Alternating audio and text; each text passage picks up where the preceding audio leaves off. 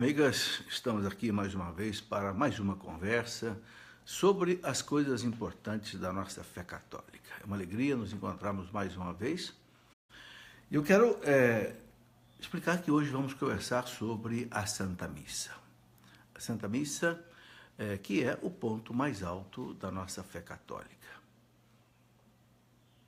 Portanto, vamos começar rezando, pedindo ao Senhor que nos dê a sua graça, que nos dê a sua bênção para esta nossa reflexão de hoje. Em nome do Pai, e do Filho, e do Espírito Santo. Amém. Vinde, Espírito Santo, enchei os corações dos vossos fiéis e acendei neles o fogo do vosso amor. Enviai, Senhor, o teu Santo Espírito. Tudo será criado, Senhor. Renovareis a face da terra por Jesus Cristo, nosso Senhor. Amém. Ó Deus, bendito, que instruíste os corações dos vossos fiéis, com a luz do Espírito Santo, fazei que apreciemos retamente todas as coisas, segundo o mesmo Espírito, e gozemos sempre da sua consolação. Por Cristo, nosso Senhor. Amém. Que a Virgem Maria, aquela que está sempre junto de Jesus, interceda por nós. Ave Maria, cheia de graça, o Senhor é convosco. Bendita sois vós entre as mulheres, e bendito é o fruto do vosso ventre, Jesus. Santa Maria, Mãe de Deus, rogai por nós, pecadores, agora e na hora de nossa morte. Amém. Vem, Senhor, em socorro da nossa miséria, da nossa fraqueza neste momento, para nós podermos, Senhor, meditar sobre o mistério fundamental da nossa fé, o santo sacrifício da missa. Glória ao Pai, ao Filho e ao Espírito Santo, como era no princípio, agora e sempre. Amém. Em nome do Pai, e do Filho, e do Espírito Santo. Amém. É muito importante, meus irmãos, sempre começar rezando, né? Muitas vezes a gente não faz bem as coisas, né? Não só as coisas de Deus, mas também as coisas do mundo, né? Porque a gente não reza. Jesus disse bem claro lá no Evangelho de São João, capítulo 15, versículo 5, na Santa Ceia, né? Na despedida, ele diz para os discípulos, sem mim nada podeis fazer. Né? Eu sou o tronco, vocês são os ramos. Se o ramo se desprender do tronco, ele não dá mais fruto, né? Não recebe a seiva, né, do Espírito Santo. Então, estar sempre ligado em Deus. Nós não podemos nada, mas com Deus nós podemos tudo. Bem, queremos conversar hoje, meus irmãos, sobre a Santa Missa. A palavra missa, né, que nós chamamos de Eucaristia, quer dizer ação de graças. É muito importante entender isso, né? Lá na Grécia, quando eles se cumprimentam, quando querem agradecer alguma coisa, eles dizem Eucaristou. Eucaristou quer dizer muito obrigado. Não é? Então esse termo foi cunhado desde o primeiro século para a Santa Missa. Por que ação de graças? Porque na Santa Missa nós damos graças a Deus principalmente por Jesus. Essa é a ação grande. Obrigado, Pai. Obrigado porque o Senhor nos deu o Salvador para morrer por nós na cruz. Ele criou todas as coisas. Todas as coisas foram criadas por ele, diz São João, lá no prólogo do seu Evangelho, né? E tudo foi criado por ele e nada tudo que existe foi criado sem ele. Então, na Santa Missa, nós dizemos obrigado, Pai, né? Pelo Cristo Jesus. Obrigado por toda a criação, por todo o universo, por todas as graças que nós recebemos de Deus. Por isso, a Eucaristia, nós rezamos com Jesus, por Jesus, através de Jesus. É o próprio Jesus que dá graças, dá glória ao Pai e nós junto com ele. Por isso chama-se, né, Eucaristia. Né? Ali nós oferecemos ao Pai o corpo e o sangue de Jesus. Né? Não é uma representação, não é um sinal, não. É a presentificação, a Igreja ensina, do sacrifício de Cristo. O único e eterno sacrifício que o Cristo celebrou, né? Com os discípulos, depois sofreu a sua paixão, se torna presente no altar. Talvez algumas pessoas não entendam, mas como que alguma coisa que aconteceu lá 2000 anos atrás, um calvário, como é que pode estar presente hoje, presentificar, ser atualizado, né? Quando o sacerdote diz, isto é o meu corpo que é dado por vós, isto é o cálice do meu sangue, não é mais o sacerdote quem diz isso, é o próprio Cristo quem diz através do sacerdote. Repare que o sacerdote repete as palavras de Cristo. Isto é o meu corpo, meu do Cristo, não do sacerdote. Este é o meu sangue, não do sacerdote, do Cristo. O sacerdote faz as vezes do Cristo pelo sacramento da ordem. Não é? Então, acontece o que a gente chama de transubstanciação. Né? Muito bem. Eu quero lembrar o seguinte, existe na teologia uma palavra, né, que se chama teândrica. Teândrica é uma palavra que quer dizer ações humanas, mas também divinas. Theos vem de Deus, anthropos, homem. As nossas ações humanas são apenas ações humanas, ândricas. As ações de Deus, de Jesus, são ações teândricas, ou seja, humanas e divinas. Portanto, as ações de Cristo, elas superam o tempo. O tempo não destrói as ações de Cristo. As nossas ações estão sujeitas ao tempo. Ou seja, para nós existe passado, presente e futuro. O que passou, passou. O que não chegou, não é presente ainda. Para Deus, não. Para Deus só existe o presente. Por quê? Porque Deus é o Senhor do tempo. Foi Deus quem instituiu o tempo. Então, quando acontece a consagração no altar, a missa, o Calvário, que é eterno no tempo de Deus, se torna presente. Claro, por um milagre, né, do próprio Deus. Então, aí é a oferta que nós fazemos ao Pai do sacrifício de Cristo. Sacrifício perfeito, que simboliza todos aqueles sacrifícios da antiga aliança. Né? Todos aqueles animais que eram sacrificados no templo para louvor e glória de Deus, para pedir perdão dos pecados. Né? Hoje nós temos um sacrifício único, eterno e permanente, que é o de Cristo. E é uma coisa muito bonita, meus irmãos, como a igreja, né, celebra isso com assim, um capricho, uma beleza muito grande. Né? Eu costumo dizer que a cada segundo que passa são celebradas 5 missas, mais ou menos. Por quê? Porque se você imaginar que cada sacerdote celebre pelo menos uma missa por dia, nós temos 410 mil sacerdotes, mais ou menos, católicos no mundo inteiro. Se você dividir o número de sacerdotes pelo número de segundos que tem num dia, é só você multiplicar 24 por 60 por 60, você tem o número de segundos de um dia. Se você dividir 410 mil sacerdotes pelo número de segundos que tem num dia, você vai achar 5 missas por segundo. Que beleza! Então, a cada minuto, cada segundo, 5 vezes, o Cristo sacrificado é oferecido ao Pai. Claro que agora a igreja diz que é um sacrifício incruento. O Cristo não sofre mais, porque ele sofreu no nosso tempo, na nossa história. Agora é uma oferta gloriosa ao Pai, né? Mas do mesmo valor, com a mesma eficácia redentora. Né? E a igreja nos convida a nos oferecer junto com o Cristo na missa. Por quê? Porque o Cristo, ele se uniu a nós, é a igreja. Santo Agostinho dizia, é o Christus totus. Ele a cabeça e nós os membros. Então a paixão de Cristo não é só a paixão do Cristo cabeça, também a paixão do corpo. Então, São Paulo diz lá na carta aos Romanos, capítulo 12, no versículo 1, São Paulo fala, irmãos, ofereçais, né, o sacrifício do vosso corpo como o sacrifício, a vossa oração espiritual.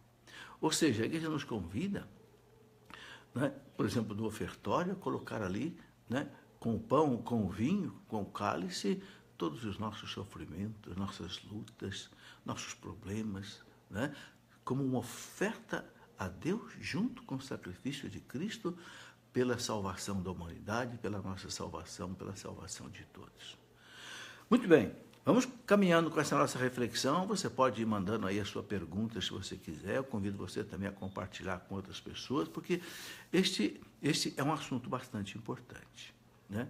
Uma observação que eu quero fazer, né? Na missa nós temos como elemento básico aquele pão ázimo, pão sem fermento, né? E o vinho de uva. A missa só pode ser celebrada com pão ázimo, sem fermento, não pode ser pão com fermento, e o vinho de uva. Por quê? Porque assim Cristo fez na Santa Ceia, e a igreja segue. Né? A palavra pão engraçado, Belém, onde o Cristo nasceu, Bethlehem, né? A palavra Belém, ela tem dois significados, né? Em hebraico significa a casa do pão, em árabe significa a casa da carne. A mesma palavra em hebraico tem um significado, no árabe tem outro, né? Casa do pão e casa da carne.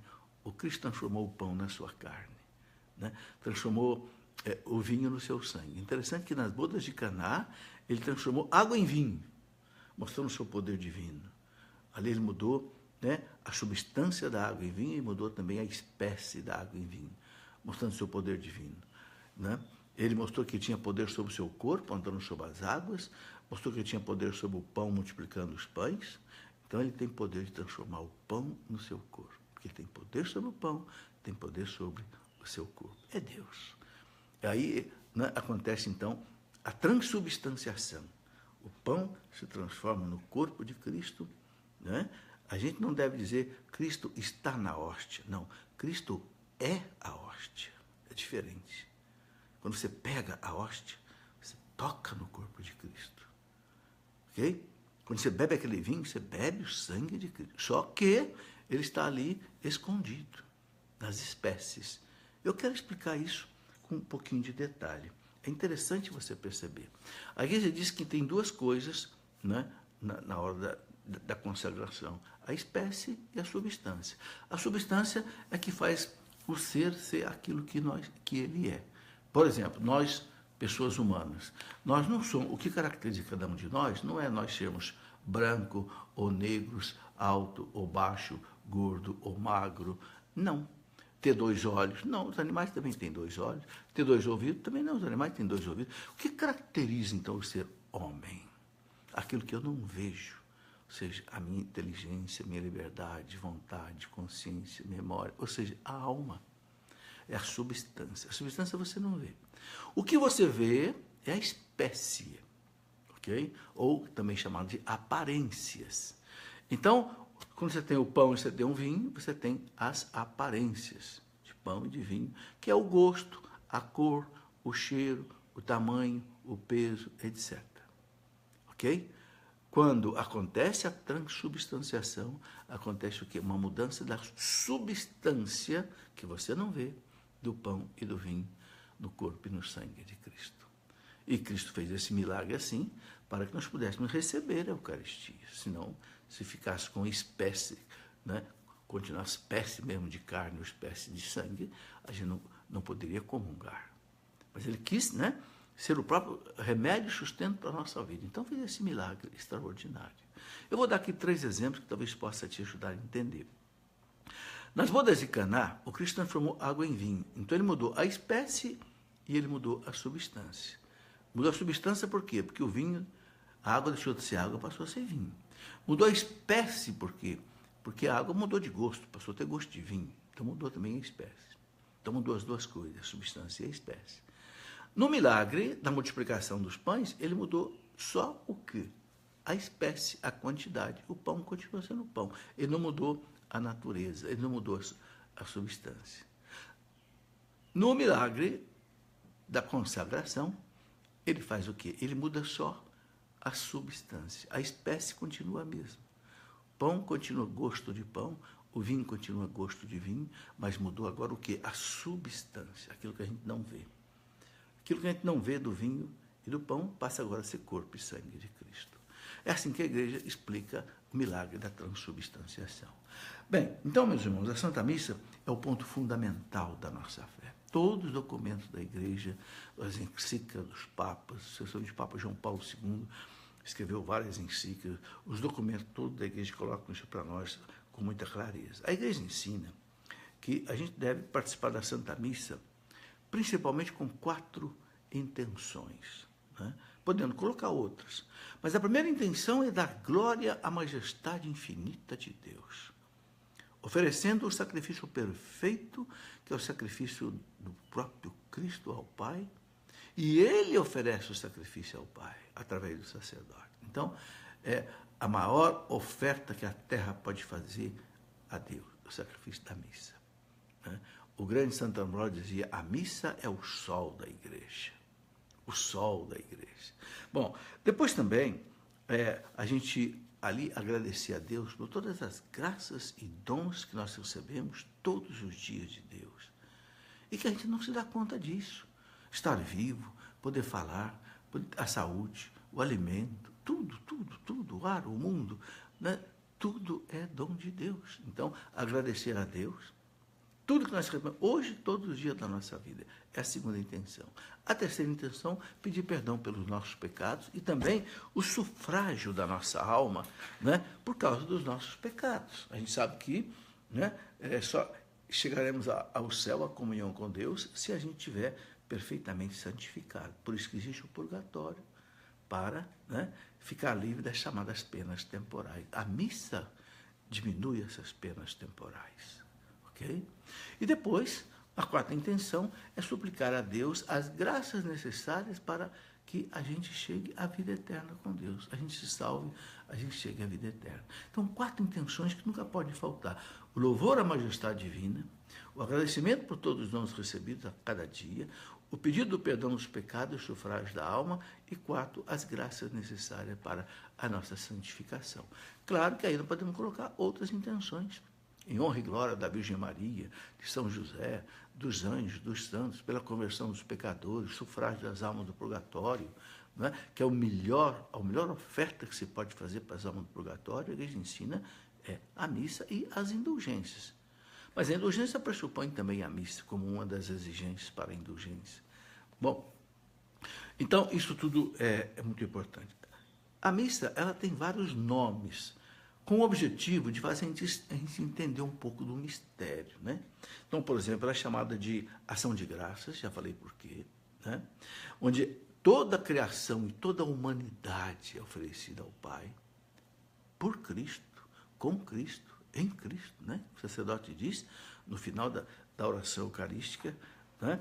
E depois também é chamada de ceia. Por quê? Porque o Cristo celebra a Eucaristia com os apóstolos numa ceia. Só que eles comeram aquela ceia, né? Aquele cordeiro pascal, da ceia pascal, mas agora ele mesmo é o alimento.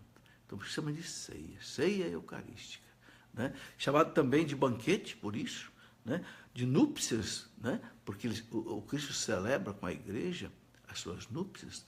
É chamada também de fração do pão, porque o Cristo é dividido para todos nós, cada um o recebe. O catecismo da igreja diz que o milagre da multiplicação dos pães é uma prefiguração da Eucaristia, né?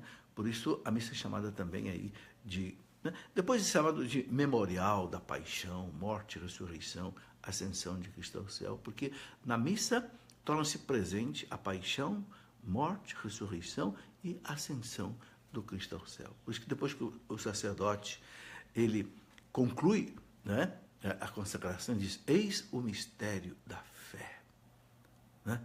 Eis o mistério da fé, né? Ou seja, aqui está toda a salvação do mundo, celebrado ali naquele altar. Bem, então a igreja coloca que a missa é a fonte e o ápice de toda a vida cristã.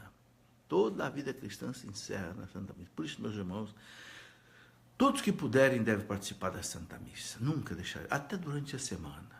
Né? Não tem graça maior. Não tem. Eu quero ler aqui depois algumas coisas que os grandes santos da igreja, os grandes doutores, disseram sobre a missa, para a gente entender a sua importância.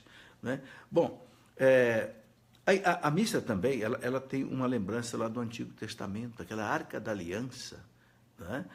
Simboliza para nós hoje o sacrário, onde o Cristo é colocado. Lá, na Arca da Aliança, eles viam a presença de Deus. Ali ficava guardado o maná do deserto, que é um símbolo do pão eucarístico, e ficava guardado também aquela vara de Moisés dos milagres, que simboliza o poder sacerdotal da Santa Missa.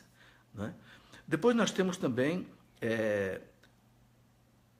uma lembrança, né, do Cristo imolado. O profeta Isaías, no capítulo 53, ele fala do servo de Javé, que é levado assim para o matadouro como uma ovelha muda, né, que vai à morte, que oferece, né, pelo sacrifício da humanidade. E ali a igreja vê também, no Antigo Testamento, todos aqueles grandes sacrifícios que houve no Antigo Testamento. Por exemplo, o sacrifício de Abel, o sacrifício de Isaac, em que Abraão ia imolar Isaac, mas Deus segurou a mão de Abraão. Aquele Isaac, ele significa Jesus. O próprio Isaac carregou a lenha do sacrifício. Lembra da narrativa do Gênesis? É o próprio Cristo que carrega a sua cruz até o Calvário. Né? Enfim, esses sacrifícios todos, né, da antiga aliança simbolizam, de certa forma, né, o sacrifício de Cristo. Bom, outra coisa muito importante é da presença de Cristo real, né, ali no altar. E ali, essa presença do Cristo na missa, não é só a Eucaristia, ele presente ali vivo, verdadeiro, corpo, sangue, alma, divindade, mas também pelo sacerdote. O sacerdote simboliza o Cristo ali no altar. As leituras, né, a palavra de Deus que é colocada na missa, é palavra do Cristo. Então, ali tem a força da sua presença também. E também o povo de Deus, que é um povo consagrado a Deus. Então, a presença de Cristo, a igreja disse, se mostra ali de várias formas. Né? Bom, depois eu gostaria de colocar aqui também as partes mais importantes da Santa Missa. Okay? Então, o sacerdote, primeiro, ele se paramenta para celebrar. O que significa o paramento do sacerdote? Eu gostaria de lembrar.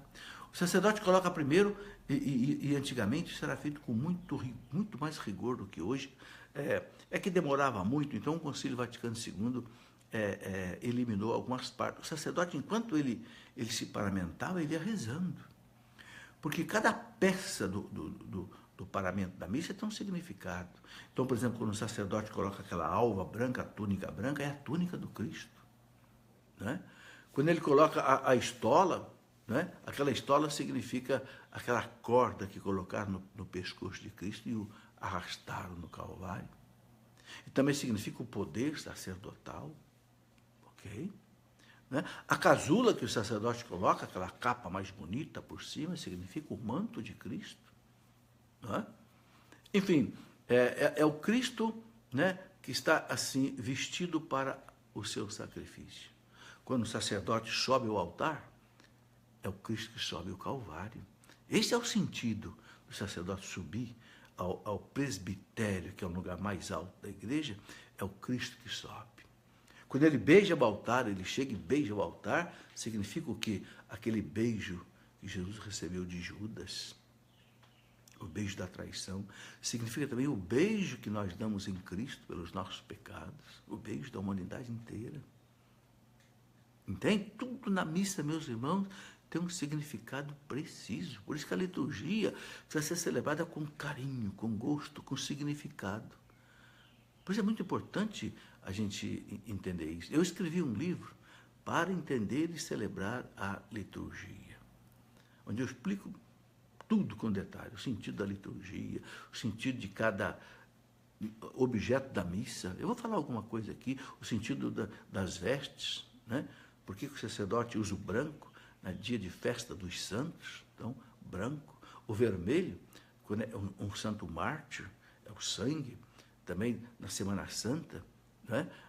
E na Sexta-feira Santa, o sacrifício do Cristo, né? A cruz no Calvário. Então, o padre coloca o vermelho. É o sangue do mártir. O primeiro mártir que é Jesus e todos os outros mártires. No tempo comum, aí usa o verde.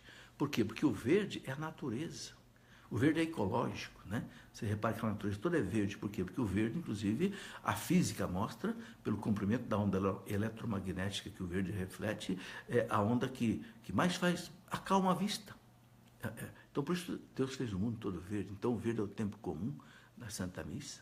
O roxo, no tempo assim, de penitência, né? Então, na Quaresma, também no Advento, é um roxo um pouco mitigado, um pouco aliviado, mas é o roxo. Né? Então, o significado é profundo na Santa Missa, em cada elemento que a gente encontra aí. Então, nós temos o canto de entrada, né? Onde nós louvamos a Deus, porque vamos celebrar o grande sacrifício. E aí, meus irmãos, a música tem que ser muito bem preparada.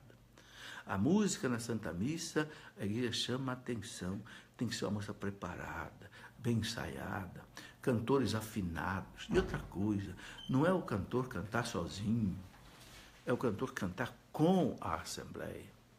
Alguns ministérios de música acham que o cantor vai cantar sozinho, fazer como que ali uma apresentação. Não. O cântico é da comunidade. O ministério de música, ele deve inflamar a comunidade no canto. Né? Isso tudo é muito importante. Depois também, o padre começa com o sinal da cruz, porque a missa é celebrada em nome da Santíssima Trindade. Em seguida, nós temos o ato penitencial, porque purificar o coração para celebrar o grande mistério, né? Grande mistério da fé. Então, o ato penitencial perdoa os nossos pecados. Mas se alguém teve pecado grave, aí não pode comungar. Ele deve confessar primeiro. O pecado grave também é perdoado no ato penitencial. Essa pessoa fez um arrependimento sincero, profundo, mas a igreja exige a confissão. Porque o pecado grave, ele rompeu a amizade com Deus, então, e também com a igreja. Então, ele tem que ir ao ministro da igreja para resgatar tudo isso. Né? Depois do ato penitencial, no domingo, nós cantamos, né, o Glória. É o Glória ao Cordeiro, o Glória ao Pai, o Glória ao Espírito Santo. E aí, meus irmãos, existe a oração do Glória, existe uma oração oficial do Glória. Essa oração não deve ser mudada. Ela pode ser cantada, mas ela tem que ser obedecida.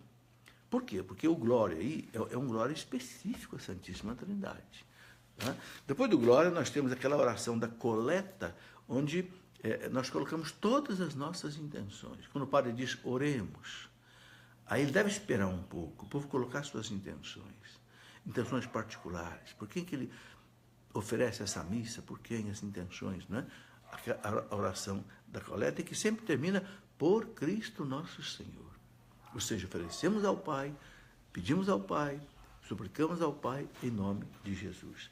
Bem, depois nós temos, né, a liturgia da palavra, né, que nós temos a primeira leitura, tem o salmo de responsorial, tem a segunda leitura, tem o evangelho, né, e também não pode ser mudado no domingo.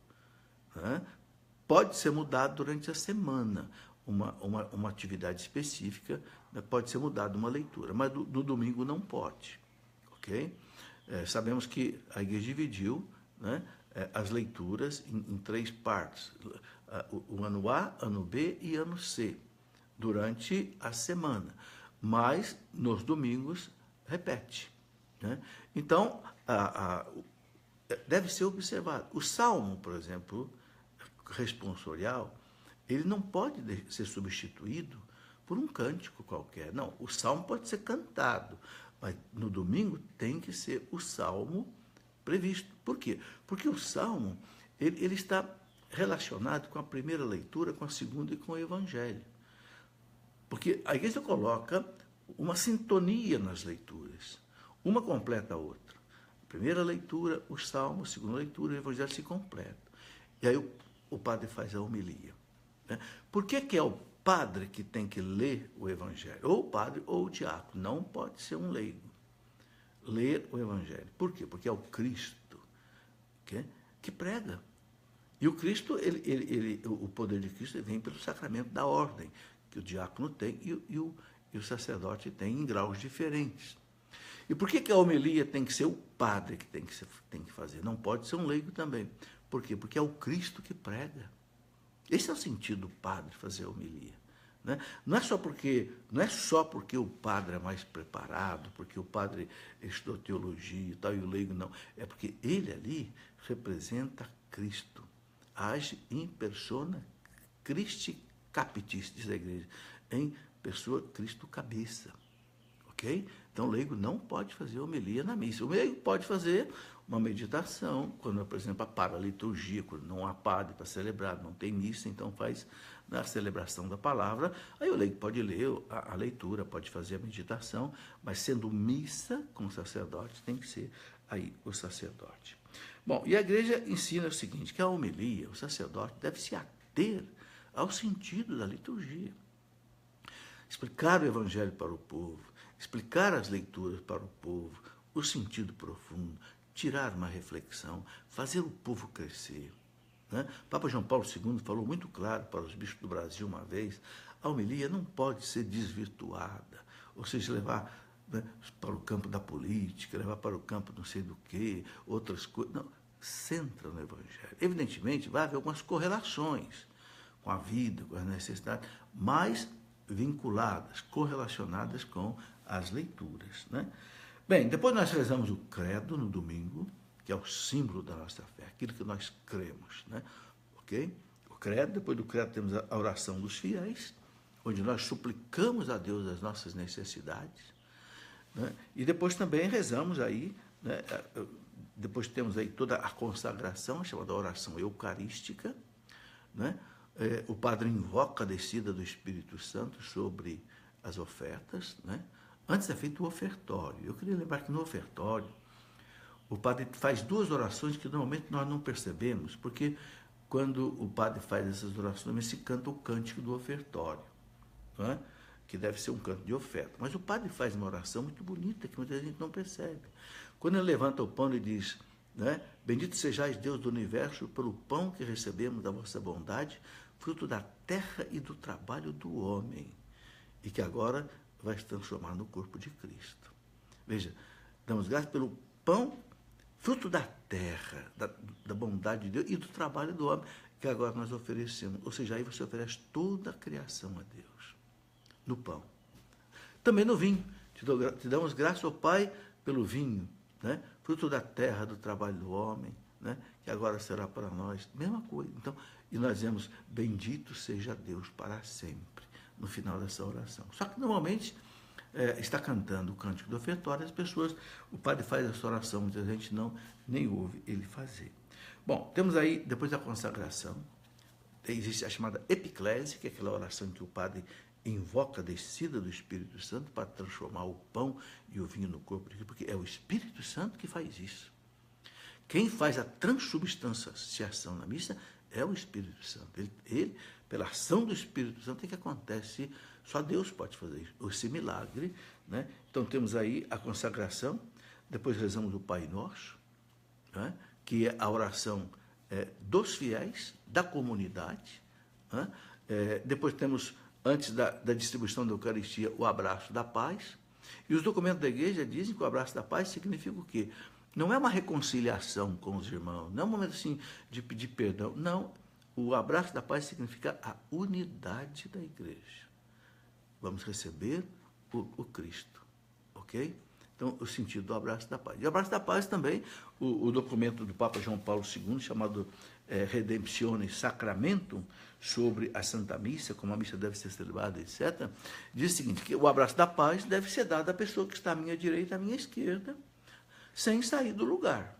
Né? Não deve fazer aquele alvoroço na missa, a gente fica andando, inclusive o sacerdote não pode descer do presbitério. Né? Há muitas normas da missa, meus irmãos, que infelizmente não são observadas com o devido cuidado. Há um documento do Papa João Paulo II, ele está lá no site do Vaticano, muito fácil de ver, que fala da missa, como deve ser celebrada, fala dos abusos, dos erros, né, que devem ser observados. Chama-se Redemptionis Sacramentum, né, do Papa João Paulo II. E tem outros documentos também. Eu queria lembrar que a missa toda, ela é assim organizada pelo missal romano, né? Ela é orientada. O missal romano, você conhece, aquele livro vermelho grande, né, que o sacerdote tem ali o altar. Ali, esse missal, ele traz aqui no começo dele as chamadas instruções gerais do missal romano. São 300 e tantos parágrafos, né, das instruções gerais do missal romano, que explica tudo sobre a missa, como é que ela tem que ser celebrada, o que pode ser feito, o que não pode ser feito. Por exemplo, né, na hora, por exemplo, da consagração, a gente tem que ajoelhar ou não? O missal romano diz que tem que ajoelhar. No número 36, na página 36 desse missal que eu mostrei, o número 21 das instruções gerais do missal romano diz assim que na hora da consagração é para se ajoelhar. A menos que a pessoa não tenha saúde para isso ou que o lugar não permita. Eu estou dizendo isso porque eu já vi alguém me dizer que tem padre que proíbe as pessoas ajoelharem na hora da consagração. Está errado, o missal manda ajoelhar.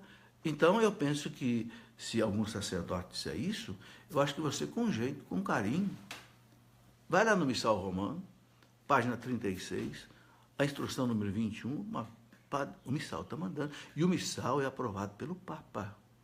Portanto, todos os cristãos têm que observar. Ok? Outra coisa, por exemplo, que as pessoas também me perguntam muito, a questão da comunhão na mão, a comunhão na boca. Veja, aqui no Brasil, a Santa Sé autorizou a comunhão na mão, né?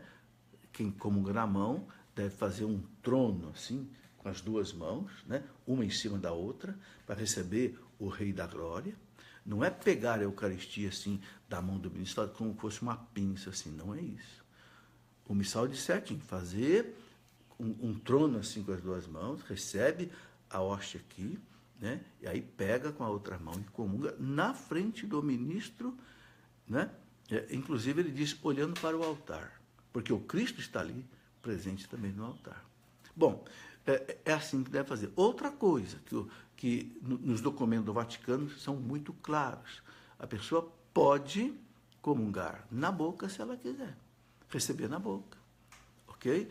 Não é o ministro que decide como é que o fiel vai comungar, é o fiel que decide.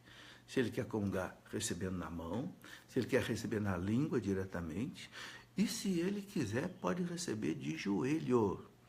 O Vaticano tem um documento, eu tenho no meu computador, tranquilo, um documento dizendo que não se pode negar a comunhão ao fiel que se ajoelha para receber a Eucaristia. É uma norma muito clara do Vaticano. Então, essas normas todas precisam ser bem observadas. Eu repito um livro que eu escrevi para celebrar a Eucaristia. Nesse livro eu coloco esses documentos todos, essas normas, para que a gente celebre bem.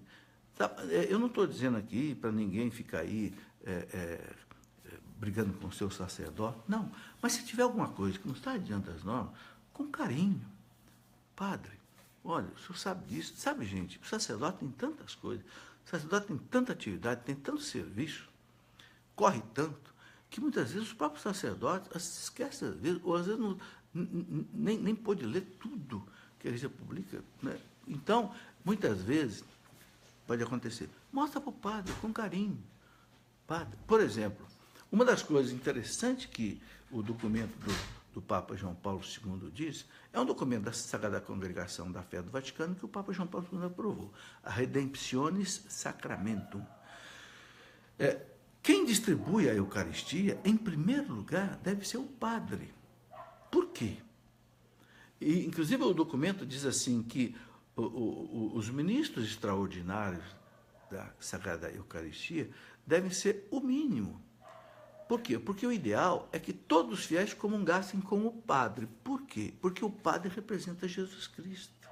É Jesus Cristo que na Santa Ceia, ele diz, tomai e comei. Então, é o sacerdote, por excelência, quem deve dar a Eucaristia.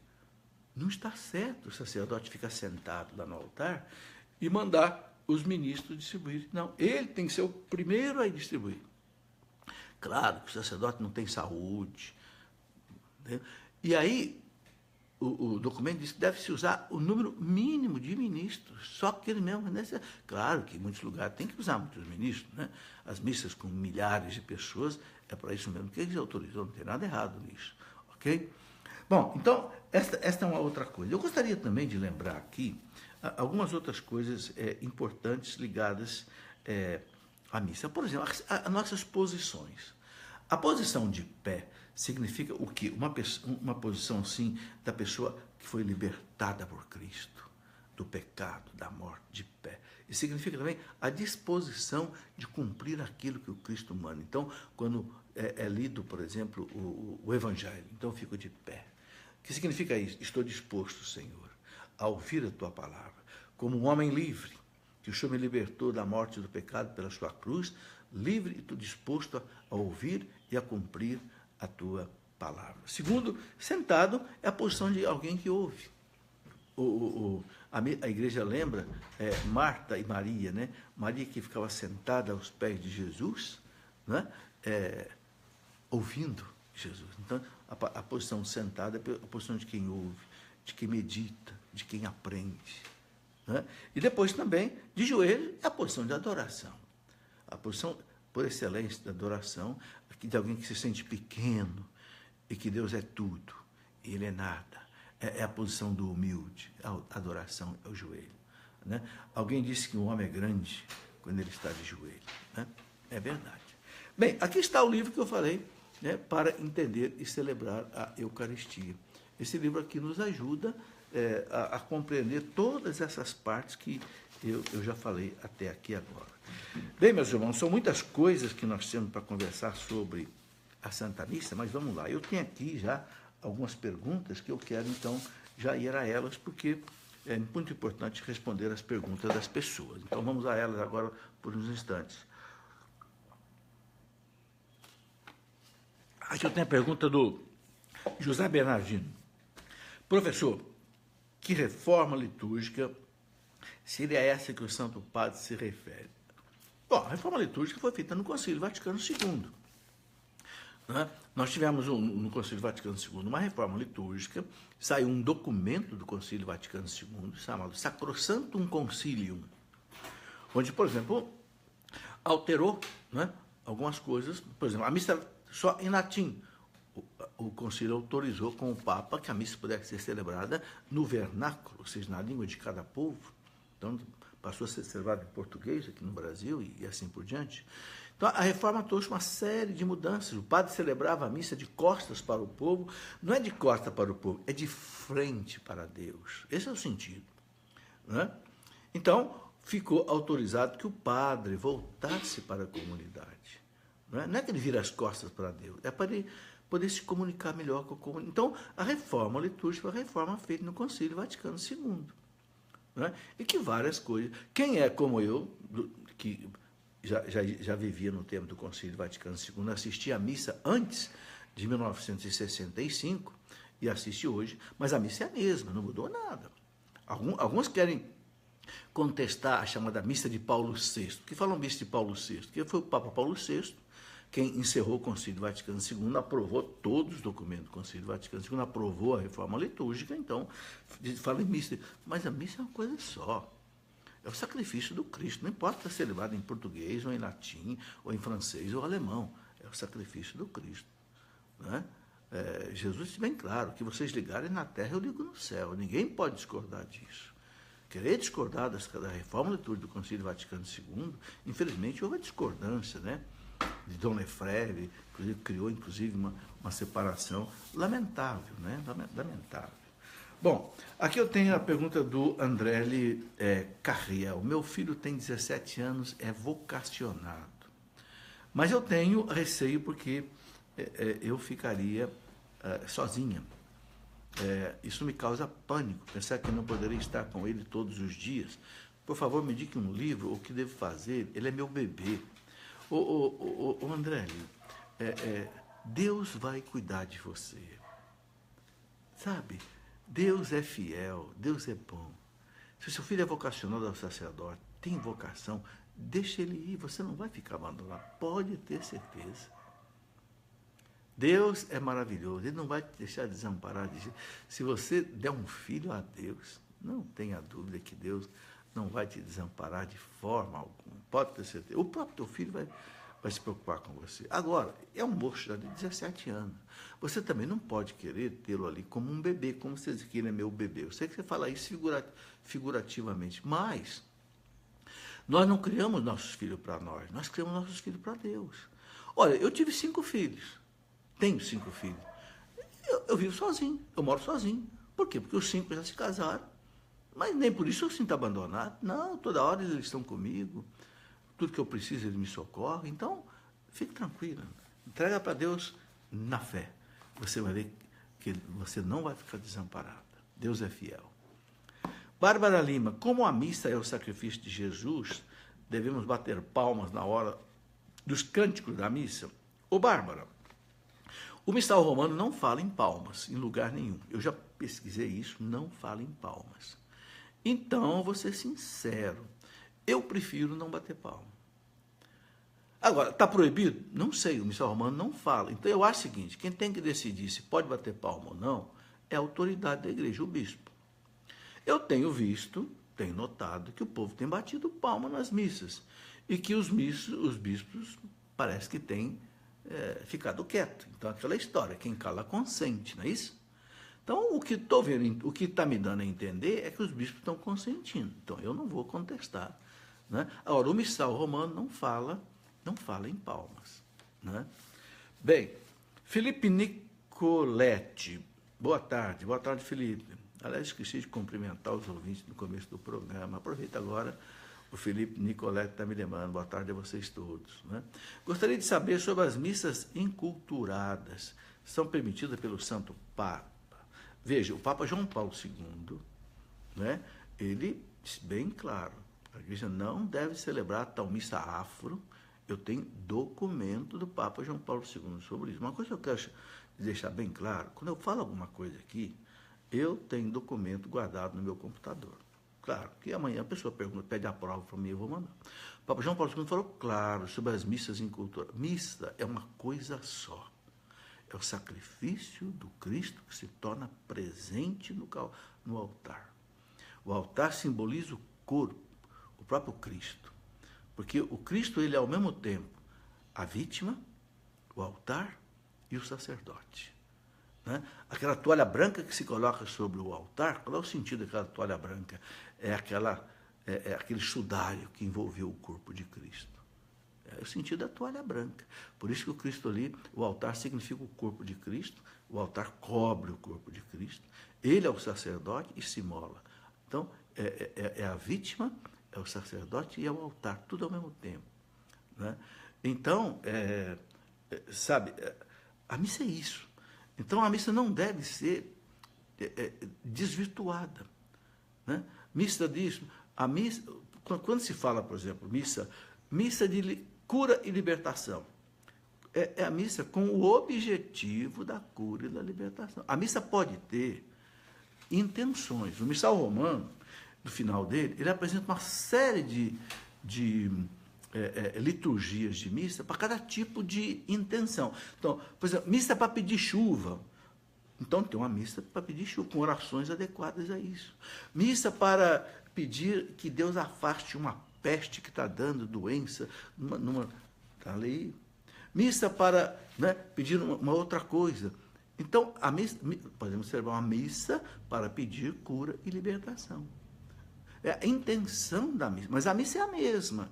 Então, o Concílio Vaticano, o Papa Bento XVI, inclusive, ele regulamentou como é que devem ser as orações pedindo cura e libertação na missa, durante a oração dos fiéis. Porque é o momento de orar pela comunidade. Então, na hora da oração dos fiéis, é que se deve fazer as orações pedindo a Deus cura e libertação. Mas a missa é a mesma. Então, o que não se pode é descaracterizar a missa, fugir da chamada rubrica. O que é a rubrica da missa? É o texto aprovado pelo Papa para a liturgia da missa. É isso que não pode se fugir. Porque a missa, meus irmãos, é algo muito sagrado. É o ponto máximo da fé. Por isso que o Papa João Paulo II diz, nós não podemos correr o risco de cada um querer mexer na missa a bel prazer. Não, porque é por isso que existe, o Vaticano tem a Sagrada Congregação para o culto divino e dos sacramentos. Só essa Sagrada Congregação que pode alterar alguma coisa e o Papa tem que aprovar, né? Por exemplo, o missal romano, está sendo preparado um novo missal romano, já faz muito tempo. Daqui a pouco deve sair um missal romano que atualiza um pouco mais esse, mas por enquanto ainda nós não temos. Bom, Ciro Dias, professor, tem uma dúvida, o sacrifício incruento começa no início da Santa Missa ou somente na consagração? O sacrifício incruento é na consagração, tudo mais prepara, né? A liturgia da palavra, agora, o sacrifício incruento de Cristo ao Pai é exatamente na consagração. Por isso que é o momento que o missal manda ajoelhar, porque é o auge realmente da Santa Missa. Emerson Martins, tem pessoas que me parece que não gostam muito de ir à missa. Tem muita gente que não gosta de ir à missa, infelizmente, Emerson. Sabe por quê? Porque não entendeu. Por isso eu quero ler aqui, né? Depois da sua pergunta, eu vou ler aqui algumas coisas que dizem os santos padres sobre a Santa Missa. Aí ele continua aqui: parece que vão só por ir mesmo. Isso é falta de conhecimento da nossa doutrina. Não tenha dúvida, falta de conhecimento, falta de catequese, falta de espiritualidade, né? O que seria, professor? É isso tudo. É isso mesmo que você está sentindo. Falta de espiritualidade, falta da pessoa também rezar em casa. Porque a pessoa também que não tem uma vida espiritual, ela não tem vontade de ir na missa, não. Que quanto mais você reza, mais vontade você tem de rezar. Quanto menos você reza, menos vontade você tem de rezar. Sabia disso? Bom, eu quero ler aqui rapidamente, aproveitando essa pergunta do Emerson, eu quero ler aqui rapidamente o valor da Santa Missa por alguns doutores da Igreja. Olha, por exemplo, o que diz o doutor da Igreja, São Jerônimo, aquele do tempo de Santo Agostinho, século IV, que traduziu a Bíblia do hebraico e do grego para o latim. São Jerônimo diz assim: nosso Senhor nos concede tudo o que lhe pedimos na missa. O que mais vale é que nos dá ainda o que nem sequer cogitamos pedir-lhe e que, entretanto, nos é necessário. Então, ele nos dá o que a gente pede, e São Jerônimo diz: o mais importante, ele dá o que a gente mais precisa e que a gente nem pediu. O curador, São João Maria Vianney, o patrono dos párocos, né, ele diz assim: se conhecêssemos o valor do santo sacrifício da missa, que zelo não teríamos em assistir a ela. Que zelo! A Igreja usa a expressão assistir à missa, e não está errado não, viu? Todos os documentos da Igreja falam em assistir à missa, porque quem celebra é o padre. A gente assiste e participa, né? Nas funções do leigo. Mas a Igreja usa essa expressão, assistir. Não está errado, não. Bom, se está no documento da Igreja, não está errado, né? São Francisco de Sales, eu já falei essa frase: a missa é o sol da Igreja. Que bonito, né? Ou seja, ilumina a Igreja, aquece a Igreja. Você já pensou? Você já viu um dia sem sol? É noite. Quando não tem sol, é noite, é escuro. Então, quando São Francisco de Sales diz que a missa é o sol da Igreja, é a vida, né? São Bernardo, doutor da Igreja, São Bernardo dizia assim: fica sabendo, ó cristão, que mais merece ouvir devotamente uma só missa do que distribuir todas as riquezas e peregrinar pela terra inteira. São Lourenço Justiniano, São Lourenço dizia assim: nenhum sacrifício é maior, mais agradável à divina majestade que o sacrifício da missa. Pois nele as chagas de nosso divino Salvador, sua flagelação e todos os suplícios e opróbrios que sofreu por nós, são de novo oferecidos a seu Pai. E este, vendo de novo imolar-se aquele que enviou ao mundo, concede perdão aos pecados, socorro aos fracos e a vida eterna aos justos, né? O Concílio de Trento, aquele concílio que houve depois da reforma de Lutero, o Concílio de Trento diz assim: há vários meios eficazes de aliviar as almas do purgatório, porém, o mais salutar, né, é o santo sacrifício da missa. As almas do purgatório são aliviadas pelas orações e sufrágios dos fiéis, principalmente pelo sacrifício do altar. E São Tomás de Aquino diz assim, né? Segundo o uso geral, a Igreja sacrifica e ora pelos defuntos e assim liberta-os do purgatório. E aqui outras citações de santos, eu vou colocar aqui rapidamente, é o seguinte: na hora da morte, as missas que houveres assistido serão a tua maior consolação, na hora da morte. Toda missa implora o teu perdão junto à justiça divina. Em toda missa podemos diminuir a pena temporal devido aos pecados, aquilo que a gente paga no purgatório, né? E diminuí-las mais ou menos conforme o teu fervor com que você assiste, participa da missa, né, com fervor, né? Assistindo com devoção à missa, prestas a maior das honras à santa humanidade de Jesus Cristo. São frases que eu selecionei dos santos doutores da Igreja, né? Ele compadece-se de muitas das suas negligências e omissões. Bom, aqui tem muita coisa que eu poderia ler, mas eu tenho mais perguntas aqui, prefiro voltar às perguntas aqui das pessoas. Stephanie Siqueira pergunta o seguinte: fale sobre a diferença da Santa Missa para a celebração da palavra. Stephanie, é completamente diferente. Celebração da palavra não é sacramento, porque não tem consagração, não é missa. É uma oração, uma meditação muito importante, deve ser feita nos lugares onde não tem padre, mas não tem valor da missa.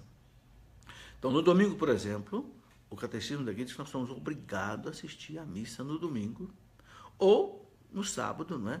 À tarde, à noite, não é? Também cumpre o preceito dominical, né? Então, agora, se a pessoa não faz isso, o catecismo diz que é pecado grave. Está escrito no catecismo da igreja. E veja, não é ir na celebração da palavra. Tem que ir à missa com o sacerdote. Só deve ir à celebração da palavra quando não existe sacerdote. Aí não tem jeito, não tem missa, então eu vou na celebração da palavra. Mas se tem missa, se eu posso ir a uma outra cidade perto, que eu posso ter missa, pode não ter na minha cidade, mas tem numa cidade perto. Eu tenho carro, eu vou lá. Né? Gente, tudo isso é questão de amor a Deus. Tudo é questão de amor a Deus. Amar a Deus sobre todas as coisas. Quem ama a Deus faz sacrifício. Claro, você não é obrigado a viajar aí 100 quilômetros para ir numa missa, se não tem. Mas quem sabe viajar aí 10 quilômetros, 15 quilômetros, 20 quilômetros, hoje é de carro, né? Não demora nada, tá certo? Tudo é questão do amor a Deus. Bom, aí ele coloca aqui também o seguinte, Stephanie, cada vez mais as celebrações estão se tornando mais frequentes nas paróquias do que a Santa Missa. Não diga isso, Stephanie. Não diga isso. Isso seria algo muito triste. Substituir as missas pela celebração das palavras, pelo amor de Deus. A celebração da palavra não é missa. Não tem o valor salvífico da missa. Não tem a eficácia redentora da missa. Não é o sacrifício do Calvário presente que nós oferecemos ao Pai. Né? Eu penso que, de jeito nenhum, a missa pode ser substituída por essa celebração. Não tem lógica isso de jeito nenhum. João Santos, acho que deve ser João Carlos dos Santos, nas celebrações pode-se bater palmas assim que terminar cada leitura? Bom, eu já expliquei o negócio da palma aqui, numa outra pergunta, né? Tere Alves, é isso mesmo? Quando é celebração da palavra, alguém da Assembleia pode ler ou só pode ser o ministro? É interessante que seja o ministro. Sabe por quê? Porque o ministro extraordinário da Eucaristia, ele tem uma certa preparação. Para ele ser ministro, ele tem curso, ele tem reflexões, ele participa de reuniões, ele deve estudar um pouco mais as Sagradas Escrituras, porque ele deve fazer a celebração. Então, realmente, quem deve fazer as leituras, fazer uma reflexão, deve ser o ministro extraordinário da Eucaristia. Agora, se não tem ministro, aí pode ser uma outra pessoa. Porque não é missa. Não sendo missa, nós não temos que seguir as normas da missa. Ok? Selme Maia. Se eu não confessei, posso comungar, mesmo pedindo perdão a Deus no início da missa? O Selme, se você tem pecado mortal, aquele pecado que mata a graça de Deus na alma, por isso é um pecado mortal, aí tem que confessar antes. O que é um pecado mortal? Um pecado mortal é um pecado grave, um pecado contra os 10 mandamentos. Né? Santo Afonso de Ligório diz assim, quando a gente comete um pecado mortal, a gente sabe, porque a consciência pesa. Aquele pecado que você comete, ele diz, de olhos abertos. Ou seja, eu sei que eu não posso fazer isso, sei que isso é errado, mas eu vou e eu faço. Né? Então, pecados aí contra a caridade, pecados contra a castidade, pecado, não sei, de roubo sério, corrupção séria, né? maltratar pessoas, enfim, pecados graves. Aí deve confessar. Mas eu tenho dúvidas se o meu pecado é grave ou não. Confesse o pecado. Sendo grave ou não sendo grave, vai ser perdoado na confissão. Regina Toledo, eu posso comungar 2 vezes ao mesmo dia? Pode, Regina, 2 vezes, se você participar de 2 missas. É o que diz a Redemptione Sacramentum do Papa João Paulo II. Não pode ser mais de 2 vezes, mas 2 vezes, o documento diz, a pessoa pode comungar mais de uma vez se participar de 2 missas. Não pode comungar numa missa e depois querer comungar numa celebração da palavra. Aí não. Só se você assistir 2 missas, aí pode comungar nas 2. Por que tantos ataques à liturgia? Pergunta a Ana Melo. Tem missas que nos afastam de Deus com barulhos e palmas. Ana, é porque não seguem o que a igreja manda. Uma das coisas que o missal romano fala muito claro é que a missa tem que observar o silêncio, especialmente depois da comunhão, a ação de graças.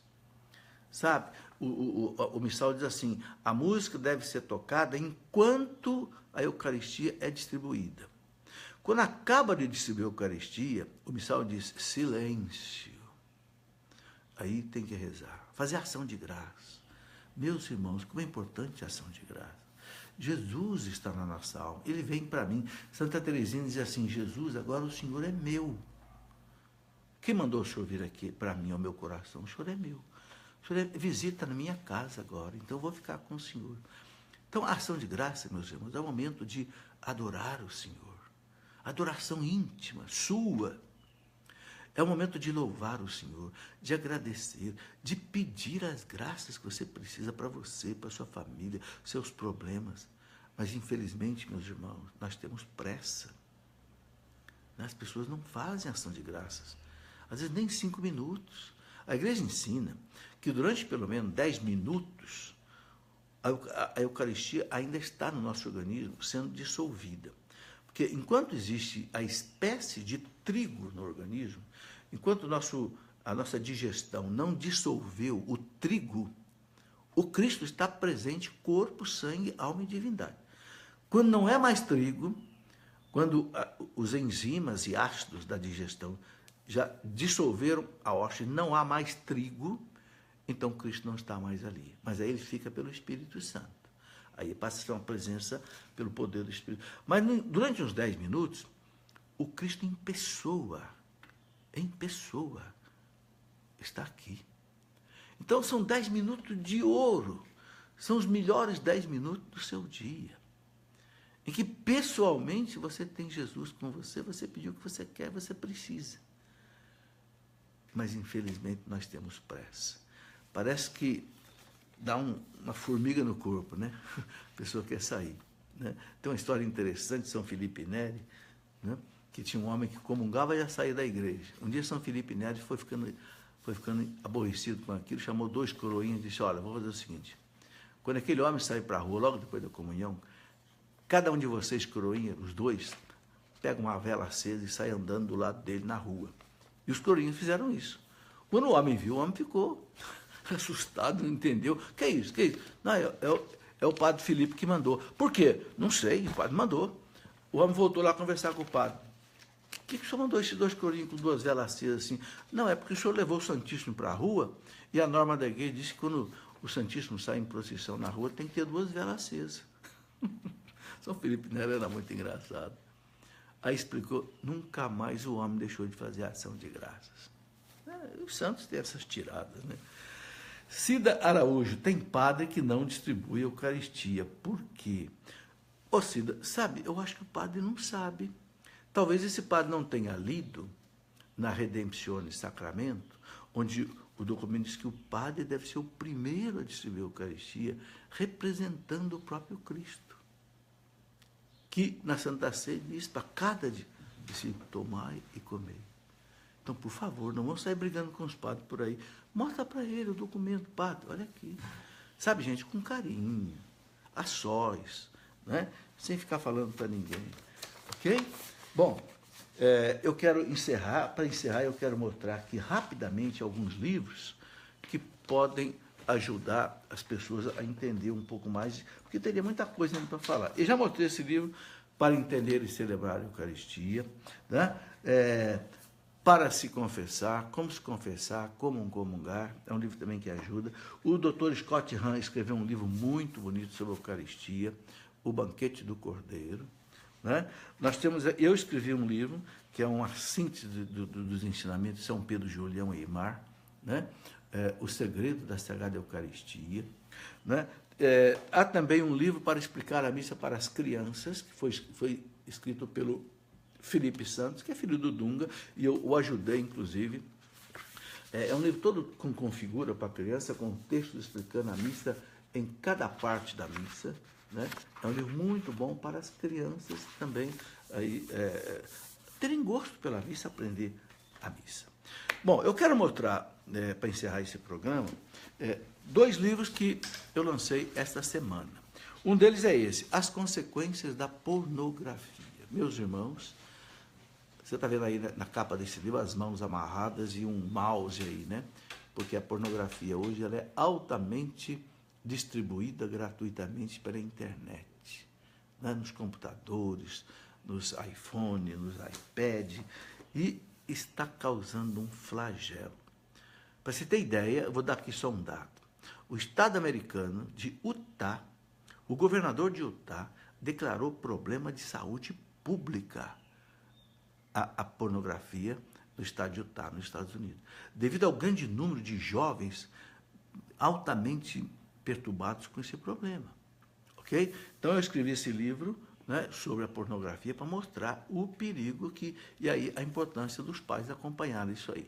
E, por fim, eu quero mostrar o terceiro livro, o terceiro volume de História da Igreja, né? Eu escrevi a História da Igreja em 3 volumes. Esse volume aqui é o terceiro, Idade Moderna e Contemporânea.